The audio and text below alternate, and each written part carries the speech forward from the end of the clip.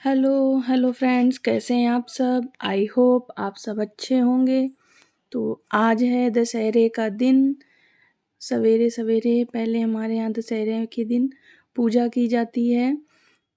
तो पूजा करने के लिए मैंने यहाँ पे साफ़ करके पूजा घर के पास और मैं यहाँ पे चौक बना रही हूँ। वैसे तो ये तुलसी जी के पास या फिर आंगन में ही पूजा होती है, लेकिन आज बारिश बहुत हो रही थी तो ऊपर भी नहीं जा सकते थे तुलसी जी के पास। तो इस वजह से मैंने यहीं पूजा घर के पास ही पूजा की है। और यहाँ पर माता रानी की मैंने स्थापना की थी, तो आज कलश वगैरह सब हटा दिया है यहाँ से, क्योंकि आज दशमी थी। तो जहाँ माता रानी हमेशा बैठती हैं मैंने उनको वहीं पे विराजमान कर दिया है। और यहाँ सब साफ़ सफाई वगैरह करके और इसके बाद मैं यहाँ पे चौक बना रही हूँ। चौक बनाने के बाद हमारे यहाँ पे ये गाय के गोबर से 10 छोटी छोटी सी उपले बनाए जाते हैं, बिल्कुल छोटे छोटे से, और इन्हीं की पूजा आज होती है। और फिर यही जो उपले हैं इनको सुखा के रखा जाता है। तो जब देव सैनी एकादशी होती है, गन्ने की पूजा की जाती है जिस एकादशी में, तब इन्हीं उपलों को जलाकर भगवान को तपवाया जाता है। मतलब सर्दी की शुरुआत हो जाती है उससे। तो यही उपले जलाए जाते हैं और तब भगवान की पूजा होती है। तो इसीलिए ये आज उपले बनाए जाते हैं। और इसी के साथ में ही एक गाय के गोबर से ही हम लोग गौर बनाते हैं। तो वो गौर हमेशा अपनी माता रानी के सामने रखते हैं और पूजा करने के बाद सुबह मैं उसी से सुहाग लेती हूँ। तो वो पूरा 1 साल तक वही चलता है। फिर अगले साल जब दूसरा बन जाता है तो उसको उठा के मैं तुलसी जी के गमले में रख देती हूँ और वो वहीं पे रखा रहता है।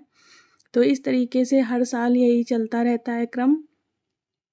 तो यहाँ पर देखिए ये मेरे 10 उपले बन के तैयार हो गए हैं।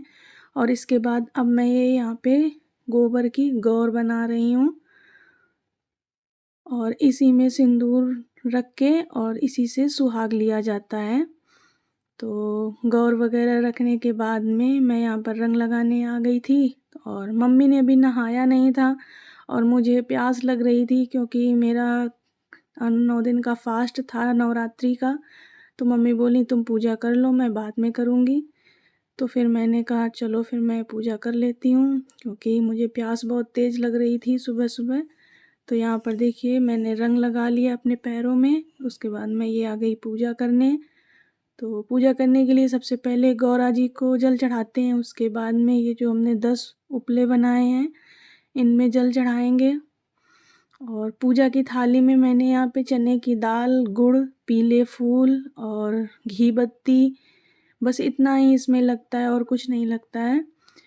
और पूजा करने से पहले ये चने की दाल और गुड़ थोड़ा सा लिया जाता है, इसको कोंछे में लेके उसके बाद पूजा की जाती है। तो मैंने यहाँ पे अपने कोंछे में ये चने की दाल और गुड़ ले लिया है।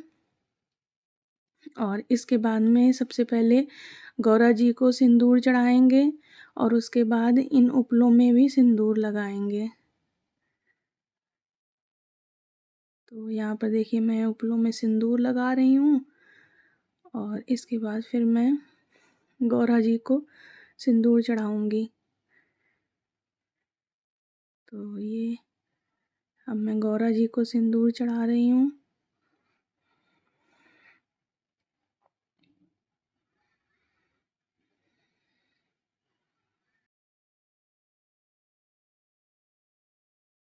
गौरा जी को सिंदूर चढ़ाने के बाद में ये जो चने की दाल है इसको चढ़ाया जाता है। सभी उपलों में ये चने की दाल चढ़ाई जाती है। और चने की दाल चढ़ाने के बाद में फिर इसमें पीले फूल चढ़ाए जाते हैं। तो वैसे तो इसमें तरोई के जो फूल निकलते हैं पीले वो चढ़ाए जाते हैं, लेकिन अब तरोई के फूल तो कहीं मिलते नहीं, तो इसलिए मैंने गेंदे के ही जो पीले फूल थे उन्हीं को चढ़ा के पूजा कर ली थी। तो यहाँ पर मैंने उन्हीं को तोड़ के थोड़े थोड़े फूल सब में चढ़ा दिए हैं।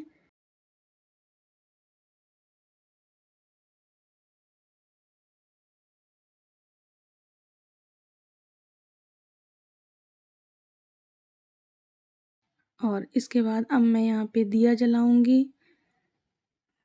दिया जलाने के बाद में बस आरती कर देंगे। और आरती करने के बाद में अब मैं यहाँ पे सुहाग लूँगी गौरा जी से।